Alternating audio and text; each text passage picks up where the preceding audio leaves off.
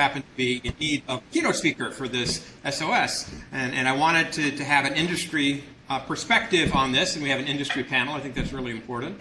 So Roger has been lots of places. He's going to tell his own story, but he brings a combination of perspectives, including that of right now he's with a startup, which I think is really interesting and useful for our space, because we need to be thinking out of the box to treat the problems that we've got. So without further ado, and anticipating a self-introduction, I'll say Roger Hill. Thanks, Roger.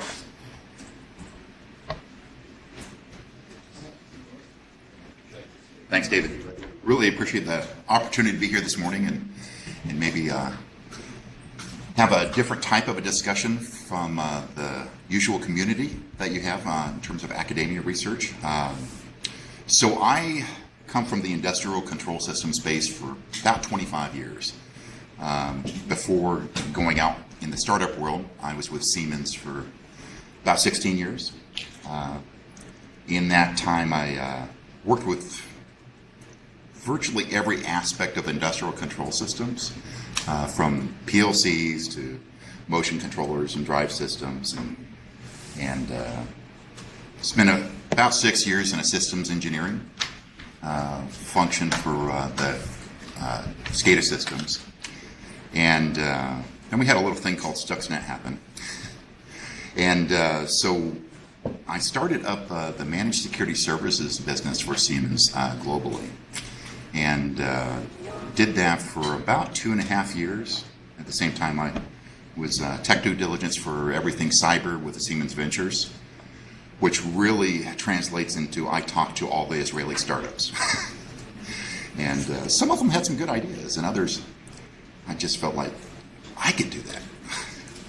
So finally, after a few years of frustration and seeing some needs in the industry sector, I really wanted to address it. And so I started talking to my wife about what would you think if I left Siemens, my guaranteed job for life, and go do a startup.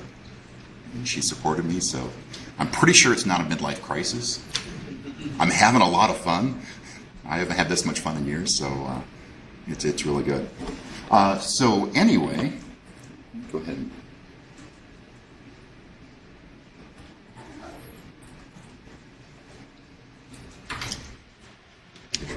So I'm with Veracity, Security Intelligence.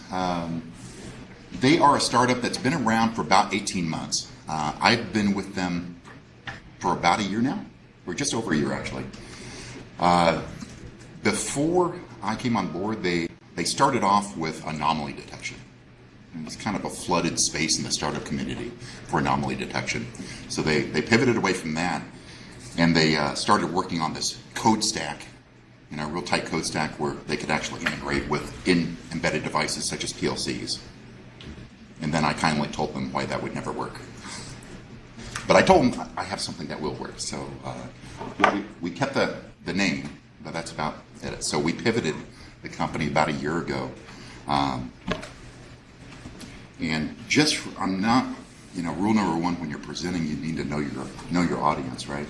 So I don't know necessarily the background. So I thought I'd go ahead and start the way I found to be very, very effective when talking about industrial control systems, and that's by using the Purdue model. So anytime I'm engaged with IT and OT, operations technology, I found that just putting it into these logical blocks really helps the conversation, because then everyone has this common language. Okay, this layer 1 device, layer 2 device. So when looking at the Purdue model, safety zone, typically we treat that as its own zone. Safety instrument systems, safety PLCs, safety I/O. Then we go into our field device network. Probably 90% of those networks today are still RS-45. We're seeing a lot more different Ethernet-based deterministic communications in this area now. Then we get into our basic control, and this is really made up of the things that are controlling the things. These are the programmable logic controllers, PLCs. Very modular. They have I/O that's talking to the real-world devices. Process automation controllers and motion controllers. And then once we get into our area supervisory control, this is your human-machine interface, the HMIs, SCADA systems, and typically you're looking at the best practices are to have a DMZ, and that's literally your man in the middle from getting that shop floor data up to the higher level systems. The type of assets you see at that DMZ level are, historian web interfaces, SCADA web servers, and things like that. And then you get into the ERP. Like I said, this is just a good building block for having a good dialogue. Basic rule is no layer should talk more than one layer up, one layer down. So the industrial space, we started really focusing on oil and gas and chemical. They had started with energy sector. I pulled back because I felt like it was a lot of dinosaurs that moved really, really slow. And I wasn't really thrilled to get into the regulated space because it's just too much of a focus on compliance, not security. So that, from my previous work, I had found chemical and oil and gas to be a little more early adopters. So that's why we're focusing there. But being opportunistic as a startup, I find that we're being pulled back into energy again. So, but ultimately, when you look at industrial control systems, it's a huge market, huge market. Everything from building automation, a lot of silicon manufacturing, automotive is huge. That's where automation really got its start. But there's some common themes in all of these markets. They all have long life cycles, and it really depends on what layer you're talking about too. The vendors will spread a lot of FUD about the long life cycles. But the reality is that I think you can look at it from a bottoms up. It comes down to copper wire on the PLC. That's the last thing to get replaced. And it's not just the copper. It's the length of time it takes to actually replace one of these devices. It has nothing to do with the cost. It's the engineering effort. It's the procurement cycle. It's the coding. It's the factory acceptance test, commissioning. It's a good 2-year project. There's a lot of the protocols you will see across all of the sectors. For example, Modbus TCP, that's an industrial protocol that you'll see virtually everywhere. You'll have some that are more dependent. So DMP3 is really predominantly in the power sector, but you do see some in the water, wastewater. Goose, really in the power. But then you get into a lot of the vendor-specific industrial protocols, and since you have a lot of common components in those industry sectors, you'll see a lot of the use of these protocols within those sectors. Industrial communication is really about deterministic communication. It is just something happening in a very regular cycle. It's not necessarily all about real time, but it's more important to have deterministic communication. So there's a lot of cross vendors and devices across this area. So what we did is looking at it is trying to define what's the problem statement that we want to address so that we can address it from a technology gap, but also from a business perspective. First and foremost, I have to say it's absolutely visibility. In industrial networks, pretty much every sector, maybe not as much power utility because of some of the NERC SIP for the critical systems, but there's a complete lack of visibility. There's a couple of things that lead into this. Number one is, you see a lot of these different IT-centric startups that are trying to address this space right now, and they're all stating, oh, let me set off that main switch off that span port in a very passive manner. My algorithm is better because of X, Y, Z. I'll detect everything bad happening. The reality is, off that main switch, or think of that DMZ, that north-south interface, that probably represents 5% of your communication. And there's no control going across that. The control is happening way down below. Right? So if you think about the PLCs, the most critical devices, the things that are actually controlling the things, are actually plugged into just a DIN rail mounted 4 or 6 port dumb switch. And there's no visibility. There's no span port capability. And I'm not a huge fan of span anyway, mainly due to you can't necessarily trust the timing of the frames, and it's the lowest priority. Before going in this area, I was a much bigger fan of taps. That presents its own nightmare in terms of infrastructure. Lots of cabling, lots of sensors. Where do you place them? So we have some problems in this space. So one common theme I get from any of the IT folks that just inherited their OT space for a manufacturing site or something else is, okay, what did I just inherit? So then they start asking, well, I don't know. You can't even do some of the common scanning techniques that we're used to within IT systems. And it has to do with the way they're actually subnetting, some of these broadcast domains. They're just doing with some subnetting techniques, sometimes VLANs. It's really nice. Another avenue that is a real problem in the space right now is the complexity. My personal view of the complexity is it's tied to a culture. That's how these engineering projects are actually taking place with integrators and solution partners. You typically on a project, you'll have several different integrators involved. They're dealing with the requirements of the application or the process, but no security requirements. These long life cycles, which depending on the layer, you can look at anywhere from 12 to 20 years. And in my 25 years, I probably have only seen 3 greenfield sites.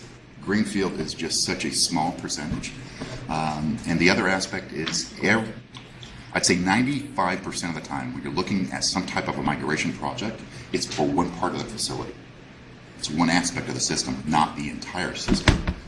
So what you end up with are very mixed mode systems from Windows NT on one part of your network and 2012 server on the other. And then trying to secure that on the same network presents its own challenges. And we really have a lack of subject matter experts, not just cybersecurity, but the type of folks that can understand the process so that when you walk into a facility, and I know instantly if I palm that SCADA server, what I can actually affect on that physical process. That's the type of knowledge we need to understand the cyber physical systems. And finally, the risk. Risk is really dependent on some of these other. There's no way to determine risk until you know what you have, right? But it's also about perspectives. So if you look at the automation vendors, the Siemens and Rockwells, the Honeywells of the world, they are selling at the site level or the engineering level, not from the top down, from the CISO, right? So when you're talking to the operational folks, they are not convinced that China and Russia are out to get them, especially outside of the power sector. What they're most concerned with is that insider, and that's not even the malicious. It's misconfiguration, misuse is the largest cause of downtime. Downtime is money. Now, if you go to the top-down approach, it's APTs, emerging threats. It's all the FUD that we see everywhere. So it's really about different perspectives. So there's some industrial networking challenges today too. First of all, if you look at the network infrastructure vendors, about the only vendor you might recognize from an IT perspective is Cisco, and they're not even a large player, in the industrial space. They're climbing. They're probably number 5 or something like that. So you have a lot of mixed systems, and typically most systems will actually be mixed vendors as well. They're all proprietary, closed systems, no centralized configuration, and typically with most of these industrial switches, it's just simply a web interface configuration on that specific switch.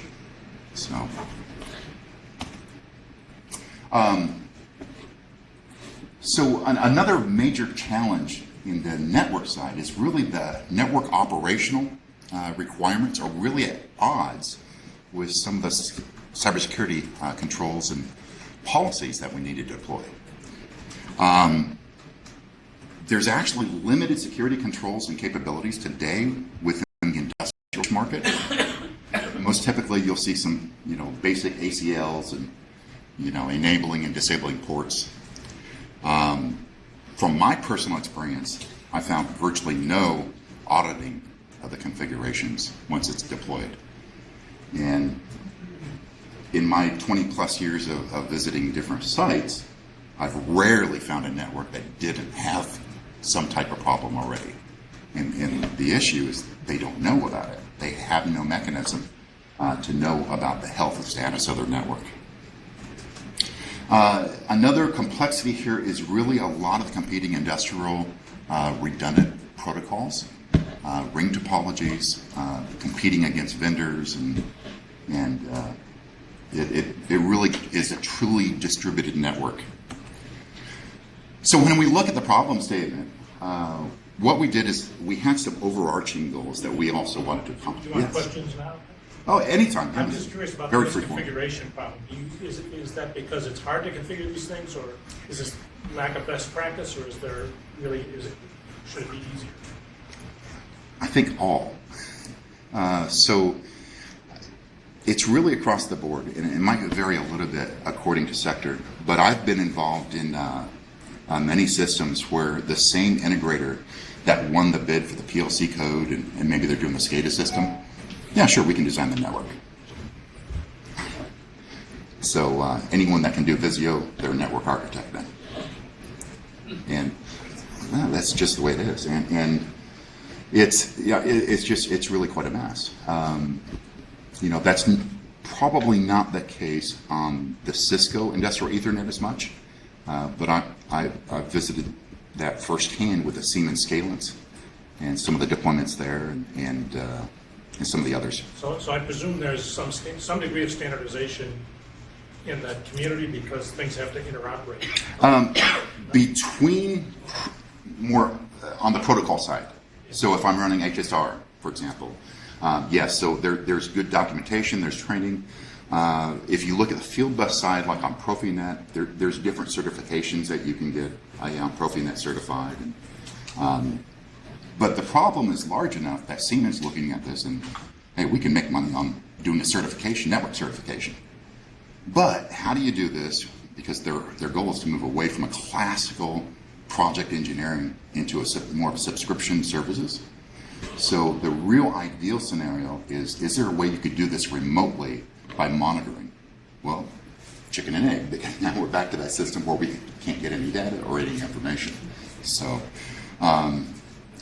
it's really a cultural issue. It's how these projects are employed and the integrators and solution partners that are doing them. I think that's the biggest challenge.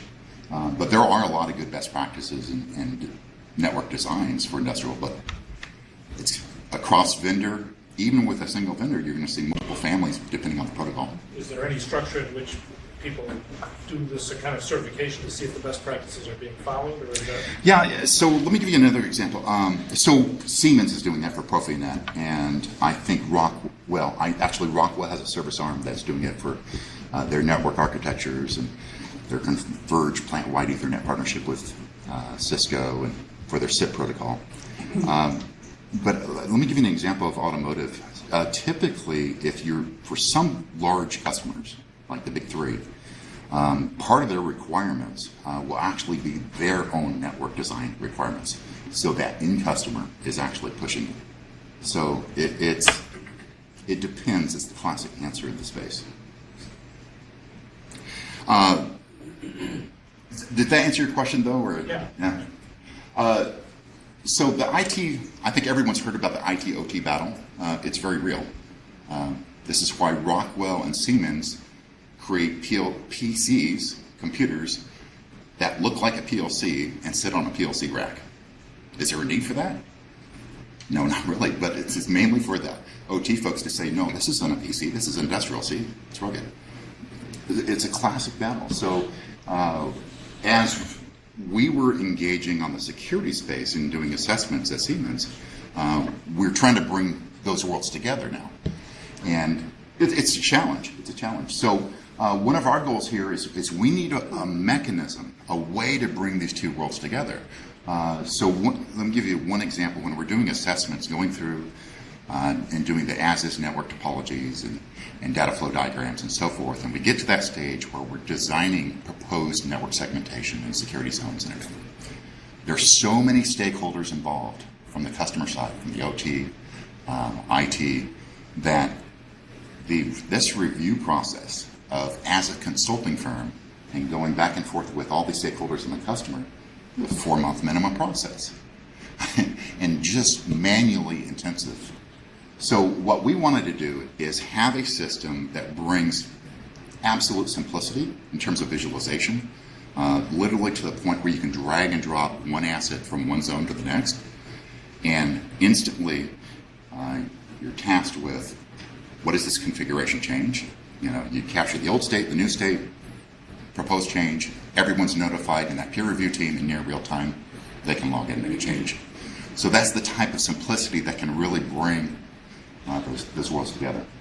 The network versus cybersecurity, this is another goal that we had, was we wanted to address this space in one unified platform that you don't have two separate tasks, but they're actually highly related in terms of network configuration and orchestration, and the cybersecurity policy or some of the whitelisting that we're doing in terms of policy. So there's a lot of good defense in depth best practices and standards and guidelines out there for industrial systems today.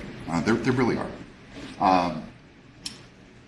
The one thing that when I look at that whole security onion defense in depth approach, though, it tends to feel almost like the waterfall development process to me, where you'll spend a good couple of years just working on that requirement spec, and you're trying to imagine every scenario. Instead, what if we looked at this in a slightly different perspective in designing our segmentation and security zones, and start thinking in terms of aligning it to a threat state, so that as our threat state changes, we are running a pre-designed segmentation and security policy, so that we can focus on the mission critical functions of those assets. So that was in the soul of our goals. The lack of subject matter experts, we believe that we can address this by really focusing on simplifying the problem. And one way to do that is just present the information in a unique visual manner and provide many different visual views for the same data set, so that it literally acts as a toolbox for that user. And the user type for us is a very wide array of user roles. So it's everything from an operator to a maintenance to a controls engineer, systems engineer, network analyst, all the way up to a CISO. That's a big nut to crack there. So what we want to do is we have some predefined visual roles, or layouts, if you will, but it's really about tuning it for an individual user and presenting that information in a unique way where they can see things very, very rapidly. So we're doing that on the networking side in terms of the flow, but also in terms of actually defining the policies. So looking at the first problem of solving the network visibility problem, what our approach here is to go into a learning mode so that we're capturing every node. So every MAC IP address, once we see that at the controller, we're capturing that. And then we're also looking at that node and any communication partner that is attempted from that node, capturing that. And then finally, we're looking at the actual conversation. So looking at detecting that protocol and then capturing that protocol. The goal here is to provide that complete visibility or situational awareness of what's on your network, who are they talking to, and what languages are they using.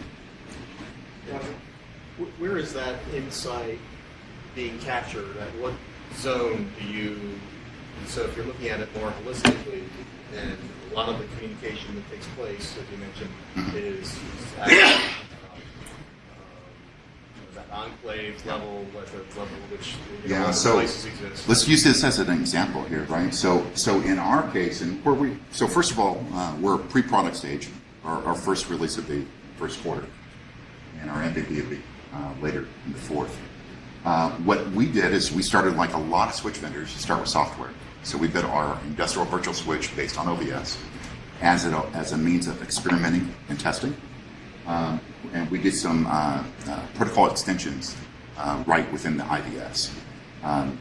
Now we've realized that there's actually another use case for this. There's a lot of virtualization that's happening today in industrial for runtime systems, SCADA servers, SCADA clients, and batch servers.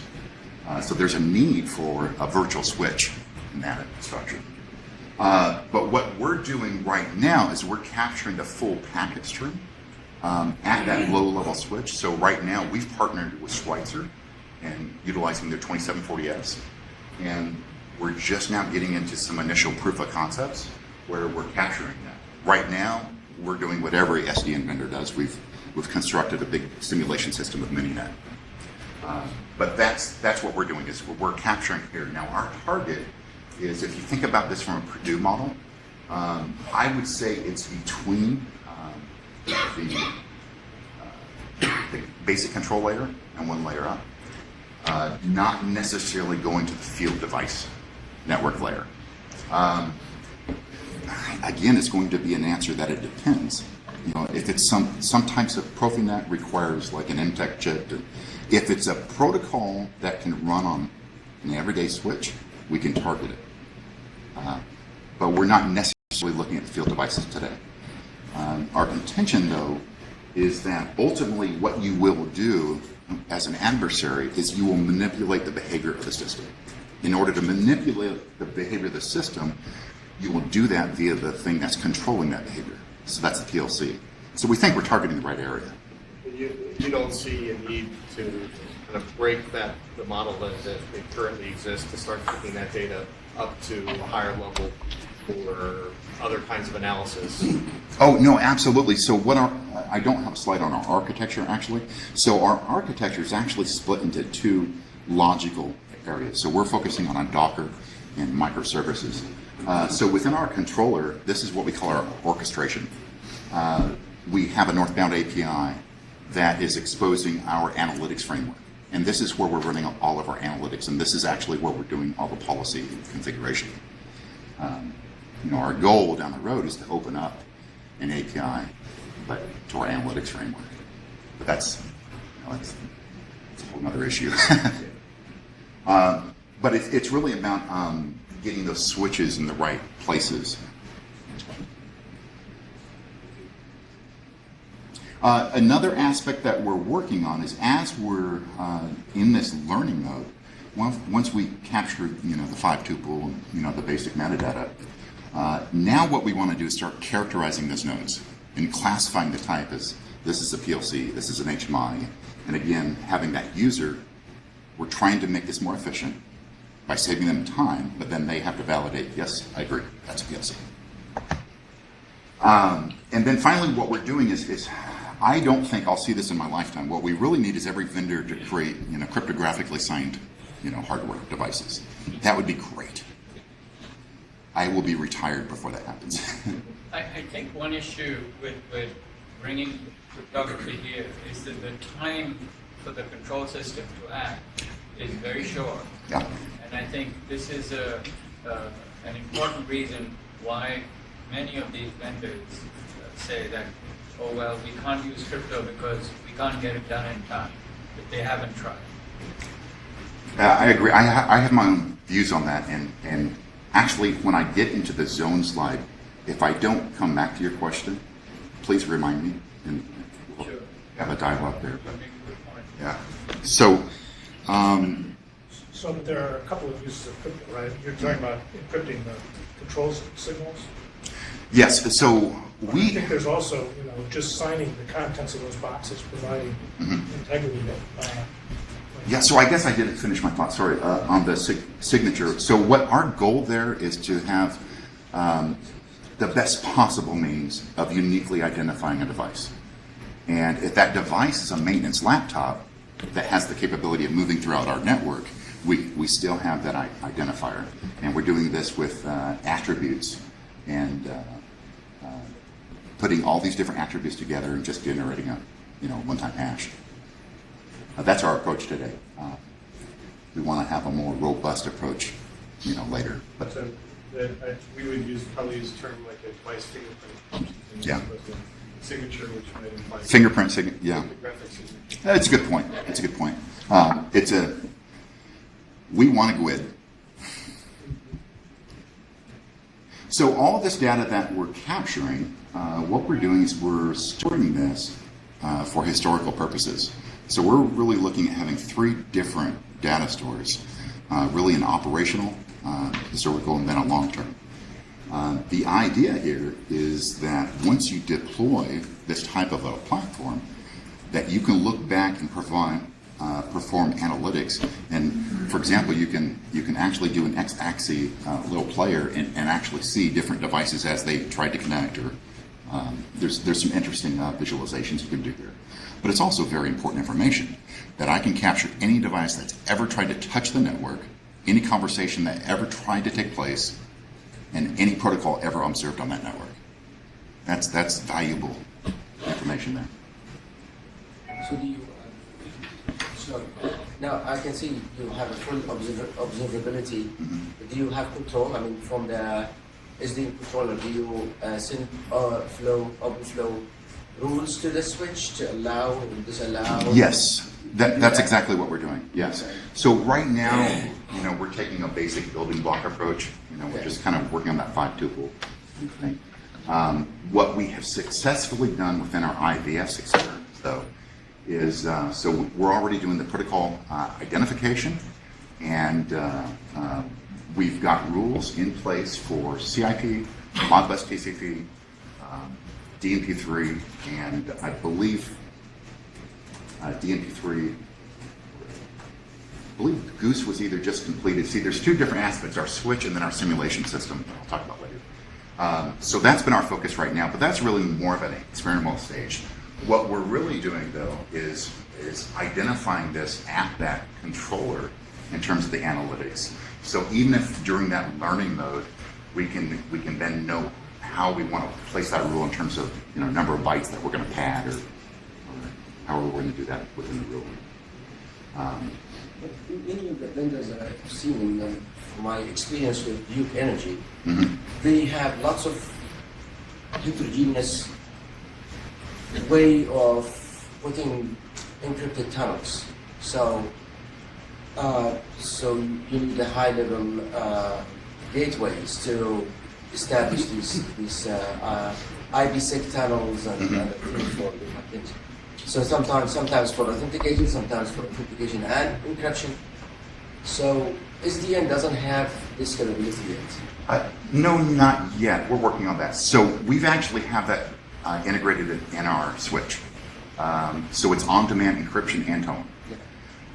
The reason for that, but I'm getting ahead. When I get into the zones, my personal philosophy is when I have a zone is about trusted critical communications. Yeah. When I have trusted critical communications, I don't want to encrypt.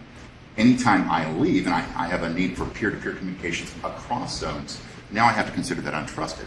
Now I want to deploy encryption, but in a way, I'm going to go ahead and address your question. Yeah. But we're doing it in a way that does not impact the end device, because that end device could be a 20-year-old device. So I have to do this within that network fabric. So what we're doing is within that switch infrastructure.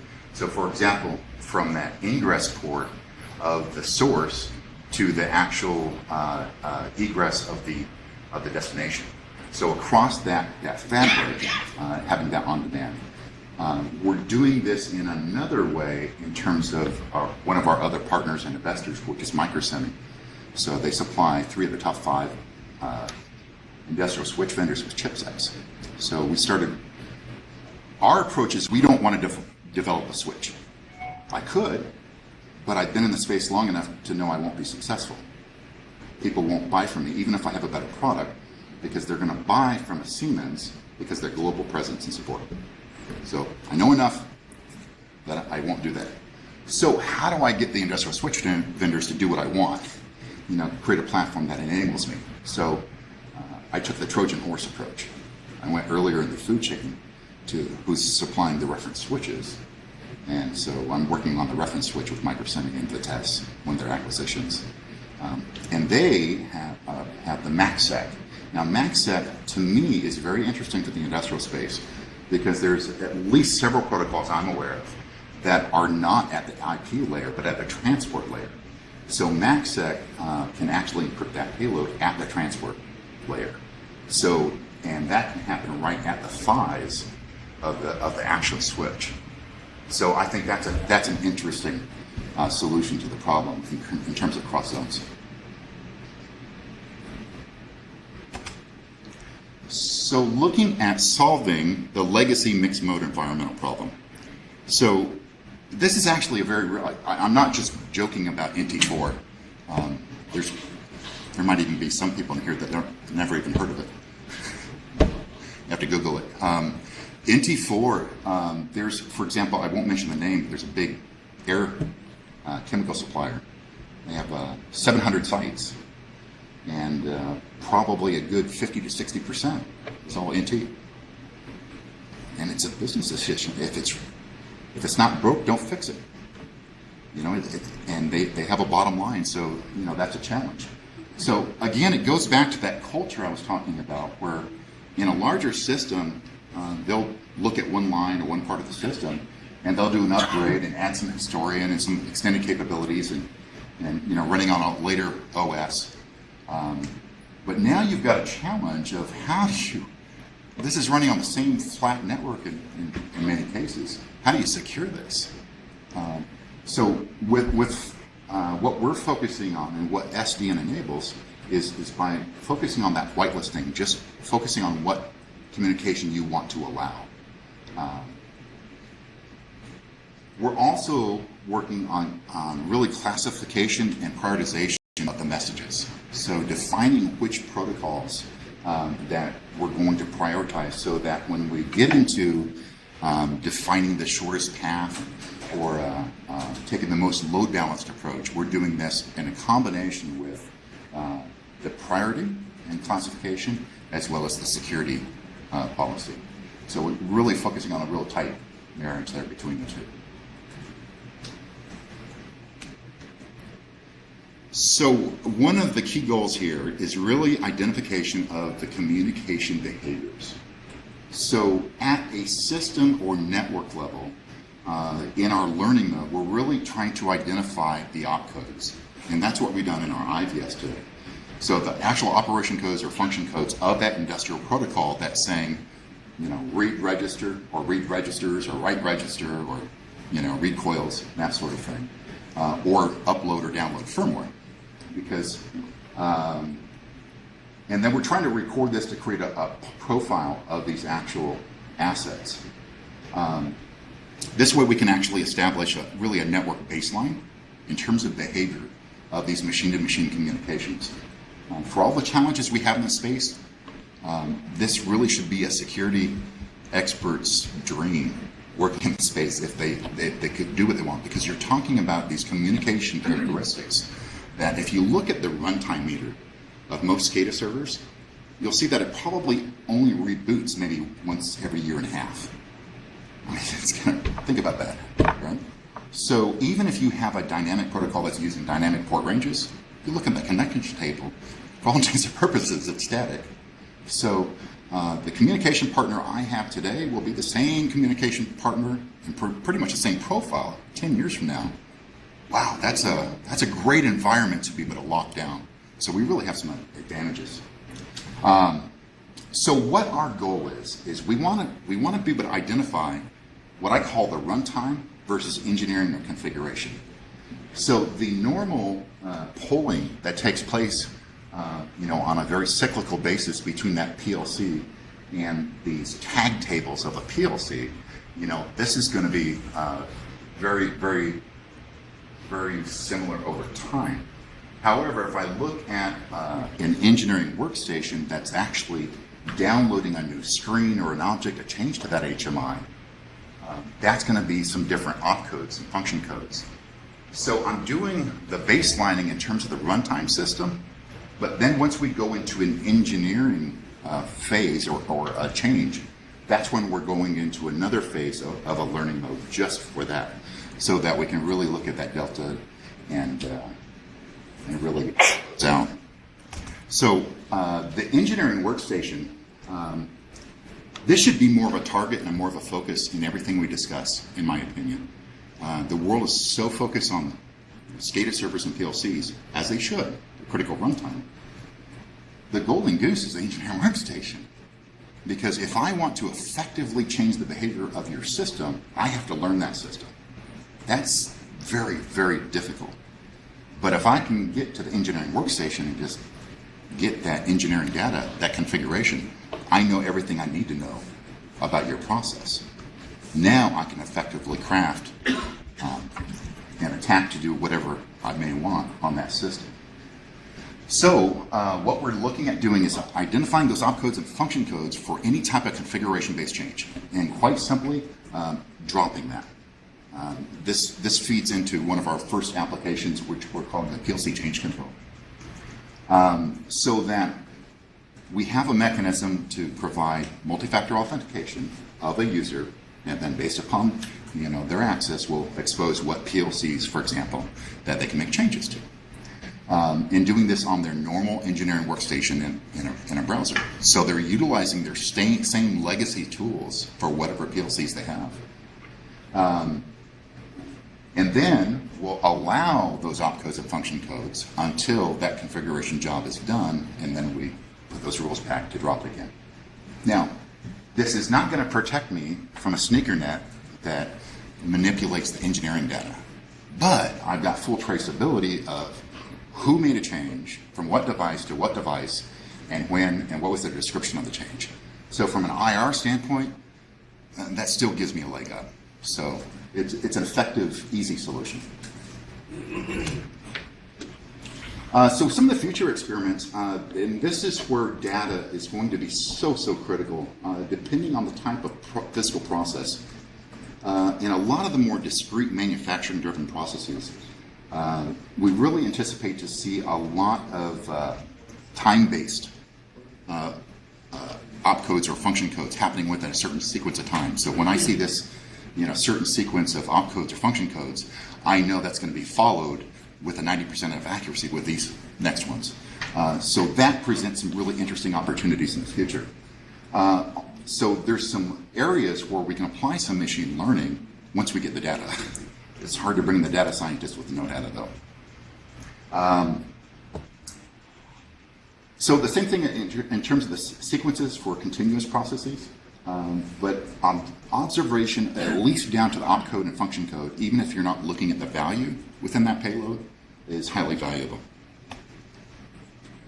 So programmable segmentation in security zones or enclaves, this is really what drove us into this area to begin with. So one way that we're looking at this, and I really hesitate to use the word trust, but in a way it really is trust. What we're doing at a system level is observing those system communications so we can understand what are the machine-to-machine communications that are taking place very, very frequently, and we know they're highly dependent on one another. So that we can, let's not use the word trust, but let's call them logical process groups. So once I've identified these logical process groups and proposed this to the user of the system, they validate that. That might be my area where I say I need to establish trust because these are the critical machine-to-machines that need to communicate. And then part of our visibility aspect is when we do that classification of the device type, it's automatically assigned our Purdue layer model. So our version 1, we're just looking at that. In terms of subzones, we can automatically transpose that onto the visualizations. Customers can freely change that. Now, within that logical process group, this is where I want to be but observe communications, but I will have a need for peer-to-peer communications between those. When I go between those, this is where we want to deploy encryption capabilities, and that is from that switch fabric. So from that egress physical port that's leaving this zone based on this particular profile to maybe this device over here to that ingress, that's where we're looking at applying encryption. This is good. So I think I just want to mention something about SDN. So we have two ways to implement this. One way is to have the packet encrypted from the source all the way to the SDN controller. to the app in the SDU controller. So you have to have an app there that takes care of this encryption, and then from the SDU controller back to the destination, which may be affordable if there's no real-time guarantees required. The other way is to build the middleware somewhere that takes care of this, because the SDN switches, as far as I know, it doesn't support this kind of capabilities. Maybe in the future, but they build this so it can be fast and simple. It doesn't have this complexity that can do encryption. So this is where I was asking the questions and how we're going to deal with this issue. Yeah. So to answer your question directly, yes, I'm personally not aware of any SDN that supports it. But that's what we're doing with Schweitzer and Microsemi is part of this DOE project is to actually define this next gen. So that's that, and quite frankly, what we really want to facilitate here is a world where all these switch vendors, they're still competing on their boxes, and it's about features and capabilities. So that when you're plugging in an SDN switch and it's announcing the features and capabilities, you understand what you can do in terms of security configuration, right? And how you would route based upon that, and how you'd recommend. So there's some extra work, yeah. definitely. But there's absolutely a need for encryption in terms of the switch to the controller. But what we're focusing on right now is how do we push down that configuration in such a way that we can facilitate this across zones. So that's really what our focus is there. Roger, do you have any concerns as to what devices are on that or in that group? Is it at all like, enterprise environments where there are devices there you don't recognize or don't even know what their function necessarily is? Do you have the same kind of sort of things happening at ICS? Yeah. So today, yes. So one of the things that I deployed within our methodology at Siemens, doing the security assessments, was just kind of scrape, how many iOS and Android devices have plugged into that SCADA server. Now, was that really necessary? No, but it was effective psychologically, because you have this aspect where someone very innocently just needed to charge the phone, but that's a great transport mechanism. So yes, we are very concerned about this, but in our world, in this use case right here, for example, once we've identified this, we've proposed this, the customer's validating this of those devices, now we're locking it down. So to the point where if we have an unused port on that switch, someone plugging in their PC, it's a dead port because it's not even programmed. But the way we're covering our flanks, if you will, is if someone were to go over there and unplug that HMI and plug in their Kali Linux in a remote station, I fall back, I have that link down, link up event, and that signature. So I can really lock down that device to. So I understand the need for integrity in these communications. Help me understand if you need confidentiality. That's really dropped completely off the radar, I would say, for most of the industrial sector. If I had to classify it, I would say it's availability first and foremost, followed by integrity. Confidentiality. So encryption here is serving the purpose of integrity. Yeah.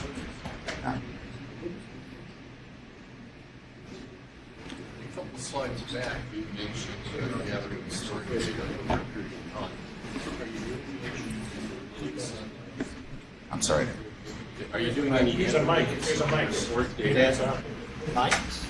Couple slides back.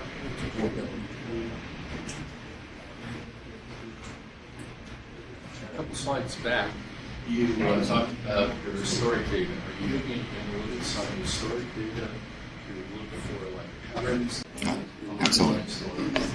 So truthfully, the way I need to answer that is I will. I'm not right now because in order to do that, I need the data.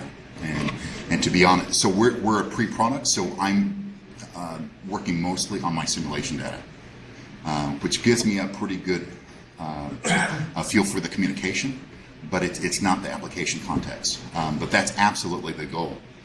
What we want is a foundational platform so that we're working with actually champions at some customer sites that believe in what we're doing and that will give us some access to that data, even if we have to embed an engineer at their facility, because it's all about the data.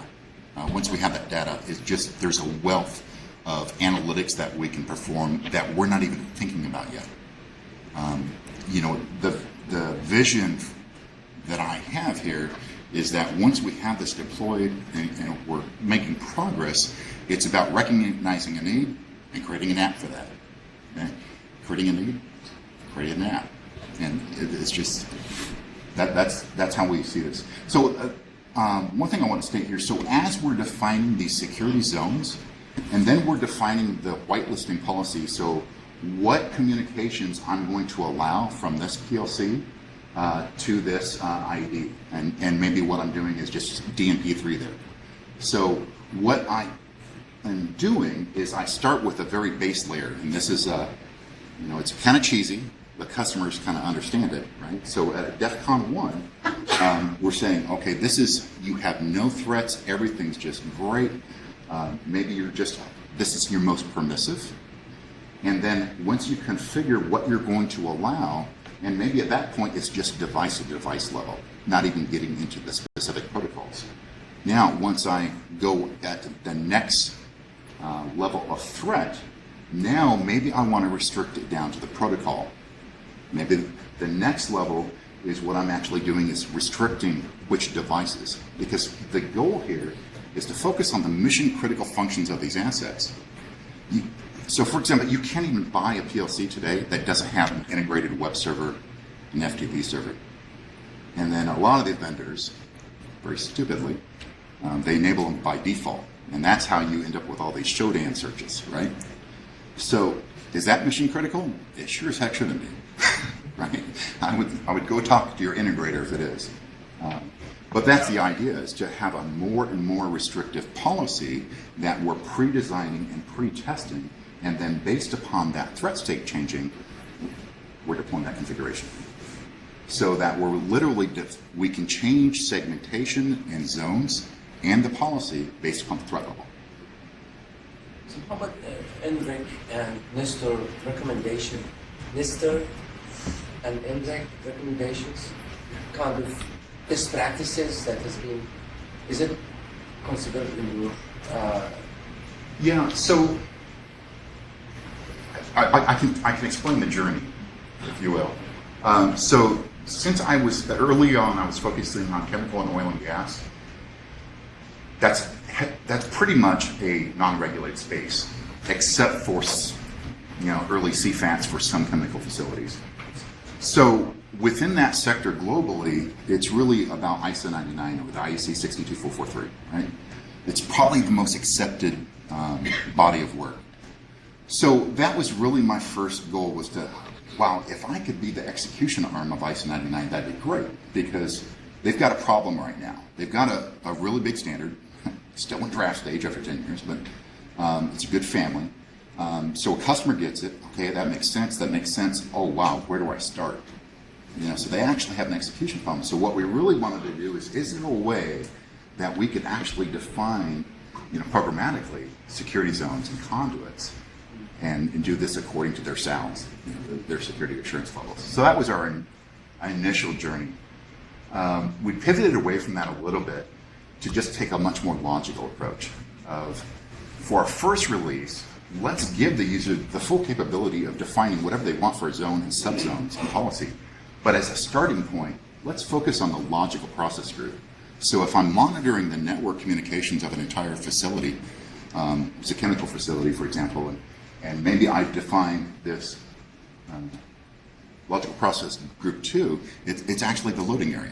This is dry goods and wet goods coming in on train, on rail, and by truck. And it's that entire system.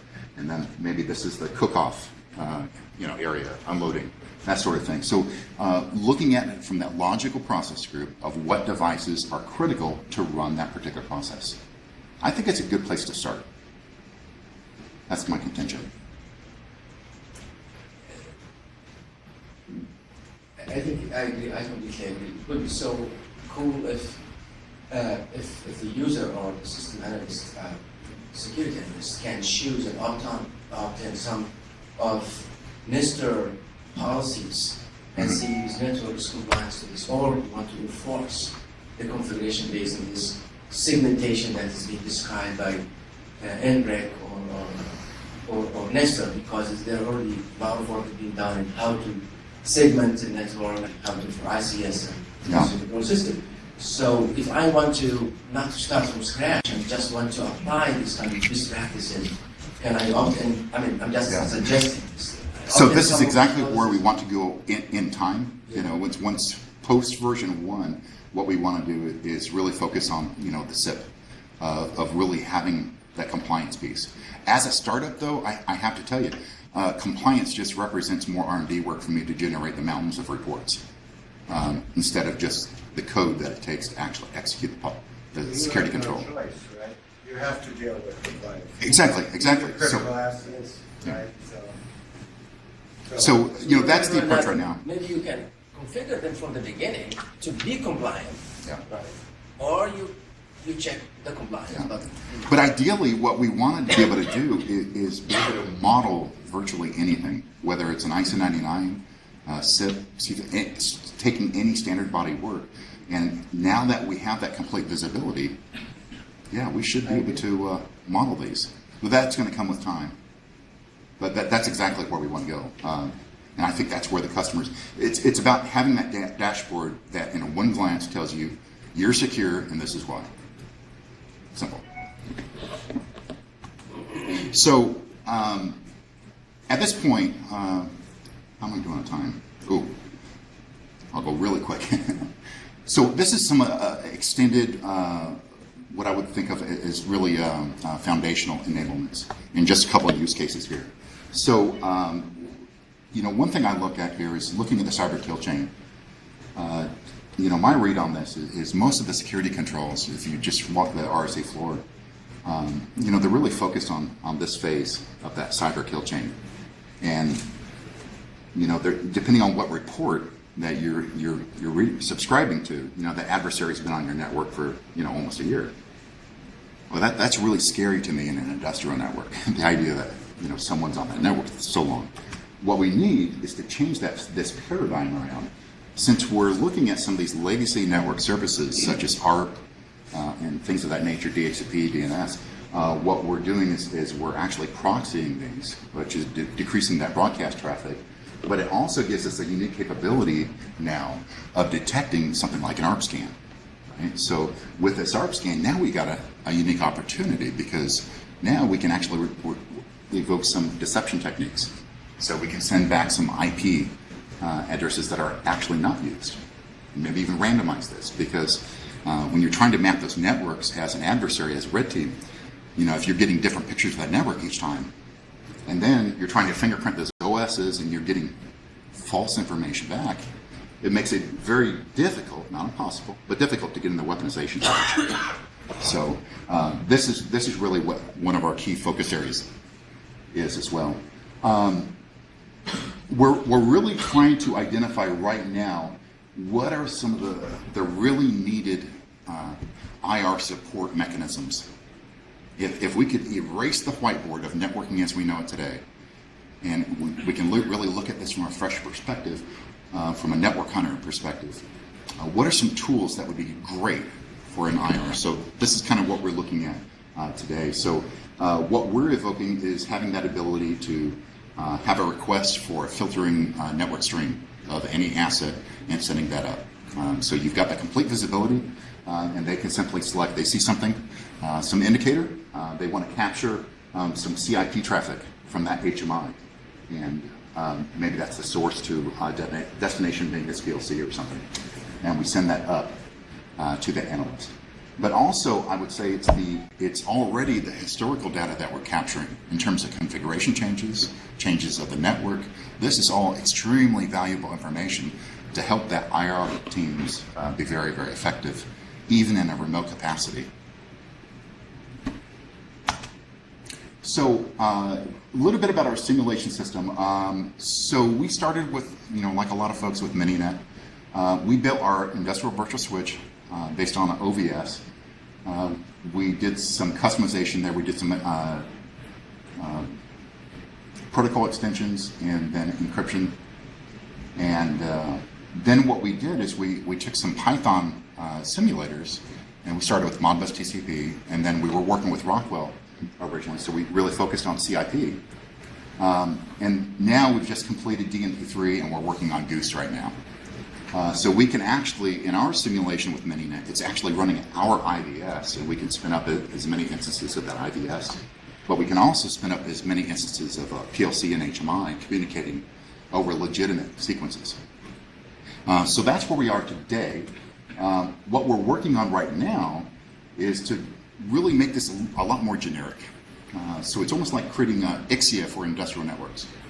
So what we've successfully done now is we can take PCAP files and feed it into our app and basically parse this out, the message sequences, and store it within our data store. Still using our industrial virtual switch. Now what our goal, though, is to build a generic simulator that can actually feed in these sequences and that can simulate any type of an industrial device with any type of a message sequence. Of course, you're gonna need a lot of PCAPs to kind of feed this, so it's only as good as the data you have. Once we've accomplished that, that's gonna be really a great thing from a simulation perspective. But now, if we could start taking some malicious PCAPs, some known traffic, from a security vendor perspective, it's all about having access to data. So if you have a way to provide simulated systems with real-world sequences, but also some known malicious patterns, it's a great platform to study and learn from. Next, we want to take these different lessons from our experimentation, and once we get access to the data in some of these sectors, this is where we really want to deploy some machine learning, because what we really want to do here is we want to understand that physical process, the cyber physical system, to an extent where we can literally simulate that system by leveraging components of our simulation. Maybe you're even plugging in some low interactive, high interactive honeypots in that as well. So that if you go back to that first use case of detecting an adversary trying to scan your network, instead of responding with deception, redirect them out of logical network into the sandbox that's simulating in an obfuscated way the actual process. And what occurs to me here is there's a tremendous wealth of TTPs we can extract from this. So last one. Where we really want to go is we want to bring the ecosystem together. We want to bring the security community together via a northbound API to address this problem. We feel like we have a better way to supply better data versus the span approach today. Now, that's our goal. We want to open this up for large customers to write their own apps. The challenge here, though, is how do we ensure the integrity of those applications that are connecting into our platform? How do we establish that trust and ensure that trust? We don't have answers to that yet, and that's why we're not exposing it yet. When I look at some of the SDN space in the other markets right now, I see it moving very rapidly, but not necessarily what I would call responsibly. And it kind of scares me, because it is the keys to the kingdom. With all the benefits of SDN, there's some scary things here. I can secure the flanks and the rear, and I can focus my attention on that management interface, but that management interface is where I'm really concerned right now. Just a little bit about it. So I'm not the SDN expert. I can talk about it pretty well at this point. So Pankaj Berdi, I recruited him. He's our Chief Development Officer. He's one of the founders of Onos. I found him as I was looking for the best open source platform to build on top of. And Paul Meyer, he's our CEO, been around the enterprise space, security space a long time. Some of you might know Bob Hoover. He's been awesome. Eric Kosman's vice chair of ISO 99. So we're really looking at working with ISO 99 to do some remodeling. So that's who we are. One shameless plug, I'm recruiting, so if any of your students are looking for a new home, please give me a call. Love to talk to them. Even, intern on interesting projects or some permanent placement homes. With that, I'm done. Thank you for your time. Yes.